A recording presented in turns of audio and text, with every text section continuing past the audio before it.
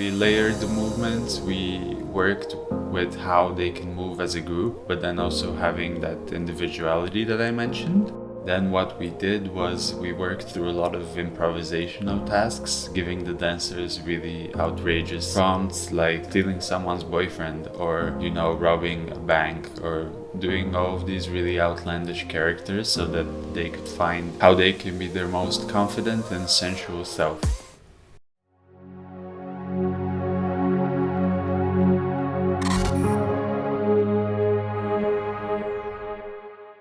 Hey everyone, welcome back to another new video here in the channel. Today we're taking another inside look at a dance piece I created called Chains, and I'm super excited to bring this one to you. It's a really special piece that shows a lot about how I approach movement and how I think as dancers we can get outside of our head and really work on some really nice qualities.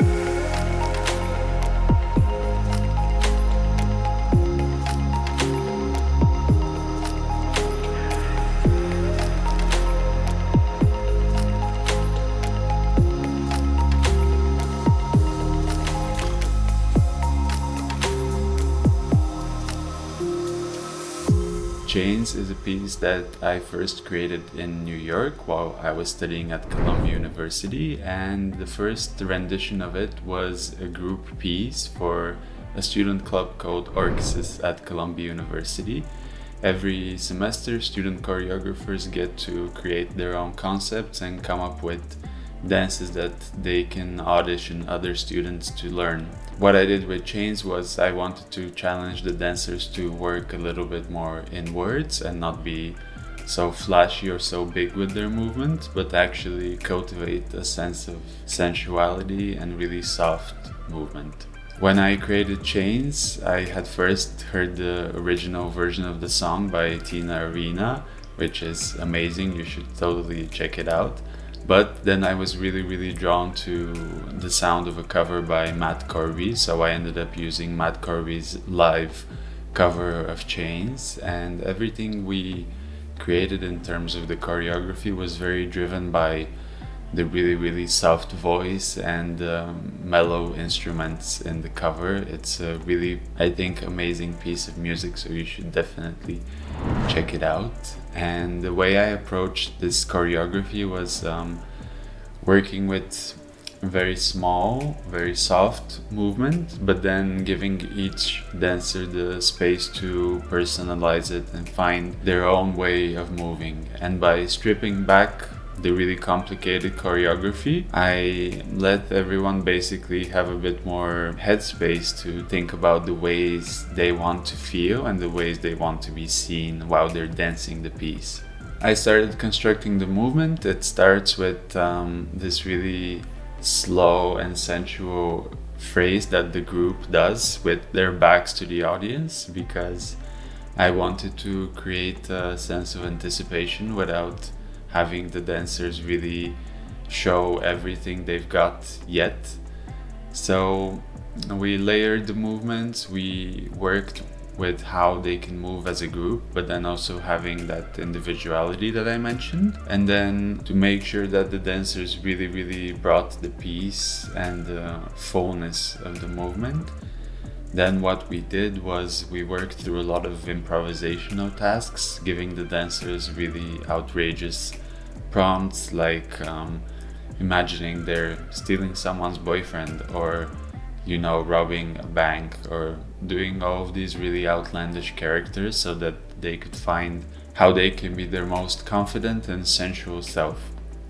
So once we did all that work, when it came to staging the piece, I ended up using a very simple setup with the lighting. We only used black costumes on the dancers, really simple, really minimal costuming, and then we used the red backdrop to create that sense of passion for the piece. After we showed Chains in New York, the work with the piece wasn't exactly done. I brought it back here to Bulgaria to teach at a workshop at VS Dance Studios, and we did something really exciting. We developed a camera performance workshop for dancers so that each dancer can have a go at learning the piece and then have the opportunity to be filmed performing the piece. And it was a really, really special night. I think there were around 20 dancers at the workshop, and it ended up being a really, really lovely process, getting to also sit and watch 19 other colleagues perform the same work and seeing how everyone approaches it. Before we got to that part of filming chains, of course we went through some different tasks on how to perform for the camera, how to bring our personality in front of the camera. But when it came to the piece, that was the most exciting part, and it actually took us a really, really long time to do. I was working with Plan Mircheva from creative studio Wolfpack to film and document the piece, and we created this very sultry atmosphere at the studio.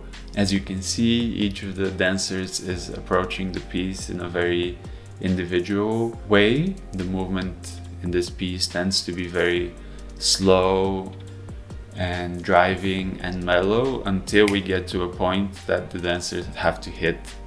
It was really lovely watching everyone approach the piece from a confident point and not so much from, the place of, am I getting the counts right? Am I getting the steps right? Which a lot of us as dancers tend to do. We get in our heads, so that we then aren't as available to bring out the personality that we want the audience to feel. So this is something we worked on a lot in the workshop, and in the end you can see each dancer bringing out their full personality in the piece. If you want to see the video from the workshop, I'm linking it here so you can check out the different variations of the performance. For me, chains is not just a routine that I've used twice, but it's an example how in the current era as creators, as an artists, we feel this constant pressure to always be creating new pieces and to always have new content out. But actually, if we take a second, we can look at our back catalog and see that we have actually so much great work already that we can reuse and repurpose and introduce to a new audience. And sometimes that can be a lot more powerful than going back to the studio and creating something from scratch just because you have to make something new that day. So for me, I always use chains as an example of being able to repurpose the same work, a group piece, to then being something that I can teach at a workshop, and hopefully it gets to come back in another form sometime in the future. And I'm really excited to see how the work that I already have in my repertoire can have a fresh lease on life. And this is something that in the last few years we're trying to do as people in general, to do with our clothing, and why not do it also with our creative work, so that we don't always have to be super precise and create a lot of new content.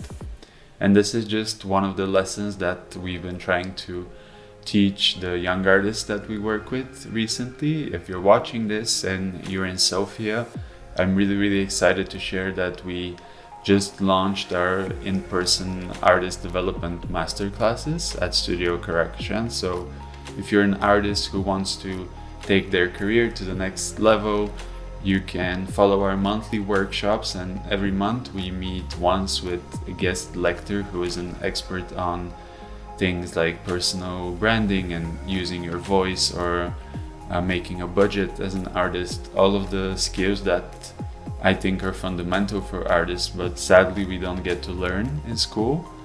So if you're in Sofia and you'd like to check out the artist development masterclasses, you can check out the link in the description. And soon we'll have our program from January till July of next year. So I'm super excited for the classes, and I hope we get to see you there. You can listen to Matt Corby's version of Chains. You can check out our piece Chains from New York, and you can also watch the teaching video from VS Dance Studios in the links in the description. And if you like this video, you can subscribe here. Let me know in the comments what part was your favorite or what you'd like to see more of, and I can't wait to see you guys very soon.